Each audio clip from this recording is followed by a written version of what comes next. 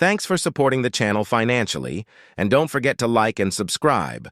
Our goal is 3,000 likes and 300 comments. On the other hand, Congressman Lee Sung-hyun, who worked late at the National Assembly, got into his car. The bodyguard asked, "Where shall I take you, Congressman?" He replied, "Home, please." The bodyguard nodded and started the car. Usually, after experiencing something as traumatic as kidnapping, one would develop trauma. Despite that, Lee Sung-hyun employed bodyguards just like before. Of course, it was a different company, but the fact that it was a player bodyguard remained the same. And when his acquaintances worriedly said, "You were betrayed by a bodyguard and you hired another? Aren't you scared to employ a player?" But every time, Lee Sung-hyun explained, "Not all players are bad. It's just the ones causing trouble now who are to blame." Those who know Lee Sung-hyun well would react with surprise, and they would inquire, "Is this really the Congressman Lee Sung-hyun I know?" After all, the one who saved him was the very player he despised. "Black Scythe, was it?" After some time, the bodyguard said, "We've arrived, Congressman." Lee Sung-hyun got out of the car and took the elevator with the bodyguard. Even until then, Lee Sung-hyun had no particular thoughts, but was shocked upon reaching the front door of his home. Black Scythe was waiting at the front entrance of his home. Surprised by Lee Sung-hyun's reaction, the bodyguard's eyes filled with wariness, and he inquired, "Do you know this person?" Lee Sung-hyun replied, "Ah, yes, he's an acquaintance of mine. Don't worry and head home." After reassuring the bodyguard to leave, Ryu spoke. "I'm sorry, Congressman. Did I startle you by coming suddenly?" He said, No, not much. Just a little." Although it seemed like he was quite startled, Ryu didn't argue, and he asked, "May I speak with you quietly inside?" He replied, "Sure, let's go in." After entering his apartment, he said, "I never expected to see my savior again. You left as if we would never meet again." Ryu said, "I have a favor to ask of you, Congressman." Surprised, Lee Sung-hyun smiled and said, "This might be an opportunity to repay my savior. Tell me, what is it?" Ryu said, "I'll get straight to the point. The police are planning to establish a counterplayer unit, right?" He said, "Yes." Ryu said, "Recommend me as the commander of that unit." Lee Sung-hyun was taken aback and inquired, "What? Recommend me as the commander?" He thought the request would be something simple like asking for money, but this was unexpected, and that made him curious. Then he asked, "Why? Why do you want to be the commander? Is it for power?" It was a direct, unfiltered question from Lee Sung-hyun, a sort of test, and he said to himself, if he has ulterior motives, he'll show signs of nervousness here. However, the man known as Black Scythe didn't even flinch. Seeing that, Lee Sung-hyun said to himself, so he's driven by belief, not personal greed. While he pondered this, Ryu spoke,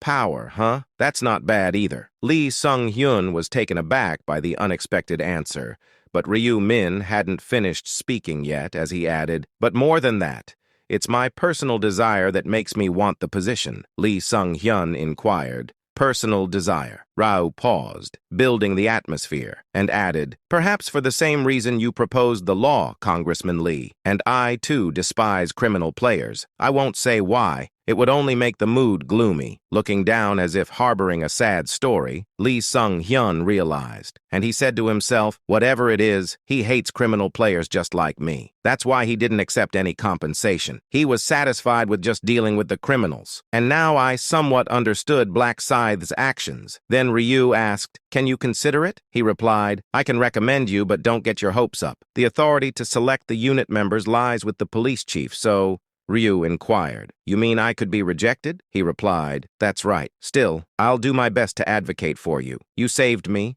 and you're a famous figure among players, so you're more than qualified to be the commander. But there's no guarantee. If the police chief insists on forming the unit with only police officers, ignoring the player's skill, I can't do much." Ryu said, "That's enough for me. If you officially recommended me, and the police chief accepts the recommendation and appoints me as the commander, that would be enough for me." Lee Sung-hyun inquired, "But what if the police chief rejects you?" Ryu replied, "Then it can't be helped. But please make sure to recommend me." He said, "All right, I'll do what I can." Ryu seemed to have finished his business and stood up. Lee Sung-hyun said, "Leaving already?" at least have a cup of tea. Ryu said, "No, it's not right to stay long in someone else's home. I'll see you again." As Ryu turned to leave, he seemed to remember something and turned back and said, "Just one thing, please. Is the police chief a man or a woman?" In fact, among the highest ranks in the police force is the National Police Agency Commissioner. There are only two in South Korea, the police chief and the Coast Guard chief. One of them, Police Chief Lee Cheong-ryong, threw documents on his desk with a sigh and said, "Damn congressman, drafting such pointless laws to annoy other people." What he threw was the law proposed by Lee Sung-hyun for the establishment of a counter-player unit. This law, which involves drafting police players under the age of 29, had already received approval from the president and himself, the police chief. But Lee Cheong-ryong's true feelings were filled with negative opinions. And he said, "A law for immediate execution in 21st century South Korea? Does that make any sense? And who in their right mind would propose such a law? Ignoring judicial procedures and killing people is murder, right? But that's not the only absurd part." And he added, "Gathering police players under 29 to form a counter-player unit? Most under 29 are junior officers. How do they plan to catch player criminals that even veteran detectives struggle with these greenhorns? It's likely to be a laughingstock among the senior detective ranks. And this is a total disaster, a complete waste of time." Then he inquired,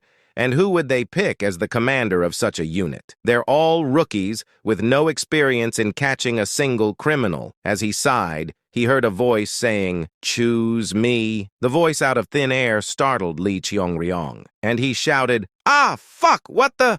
Turning his head, where there was just a wall, a person appeared. He said, "A player!" Lee Cheong-ryong reached for his security gun, but was thwarted when the man swiftly approached and disarmed him. And Ryu said, "Come on, don't overreact. It's not a death sentence to sneak into the police chief's office, right?" He said, "You, what kind of monster? How dare you come here?" Ryu smiled and said, "Monster? That's harsh for a law-abiding citizen." Then he shouted, "What are you? What do you want?" Ryu said, "Shouting for help won't do you any good. I've already taken care of everything outside." At that moment, the door to the police chief's office opened and a woman entered. Ryu inquired, "Yamti, is everything taken care of?" She replied, "Yes, everything that happened here has been dealt with as if it never happened." Lee Cheong-ryong inquired, "What are you planning to do?" "Don't tell me," Ryu said.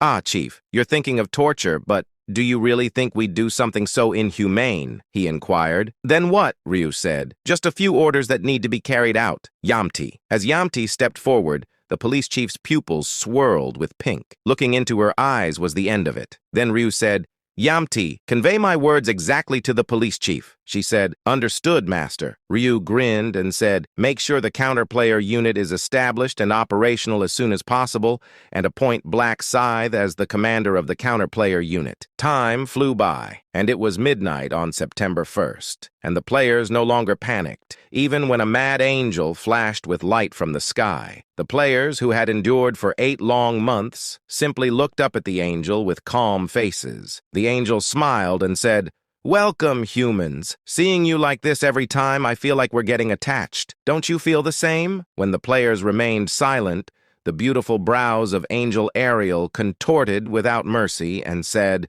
"What's with this cold reception? Do you think you can look down on an angel just because you've leveled up a bit? Aren't you glad to see me?" Forced smiles appeared on the players' faces, and they said, "Right, we're glad, really glad." While they were saying to themselves, "Fuck you, you abusive bitch." Anyone not a fool could tell it was merely polite lip service, but the angel seemed satisfied with that alone and smiled broadly and said, "Good. I'm also glad to meet you humans, but sadly, this round will be the last time you'll see me. This round will involve a merge of regions." One player inquired, "A merge of regions? Again?" Another said, "It feels like we do this quite often lately." Ryu said to himself, "This will be the last region merge in Korea. From round 11, it will be merged with other countries." As if to confirm Ryu's words, the angel explained, "Don't complain about doing it often. This is the last region merge to be held within the country of Korea." One inquired, "The last one?" The angel added, "Due to the low number of people, we have to merge all 7 remaining regions in Korea." One inquired, "Merging all the remaining regions? So there will only be one region?" Angel replied, "That's right.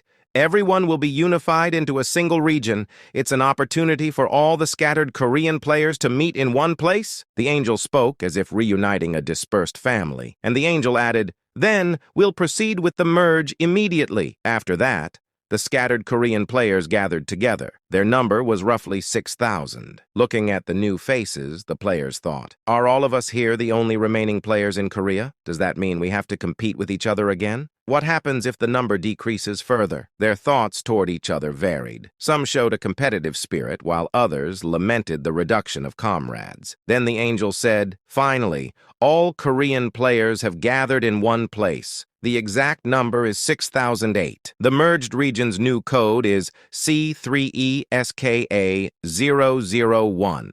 One inquired, 6,000 people? That's all that's left of the players in our country?" The angel added, "Now that the district has been merged, we'll have to hold a selection for the region representatives as usual. We, the angels, will discuss this and come back, so in the meantime, greet each other or gather with friends to unwind."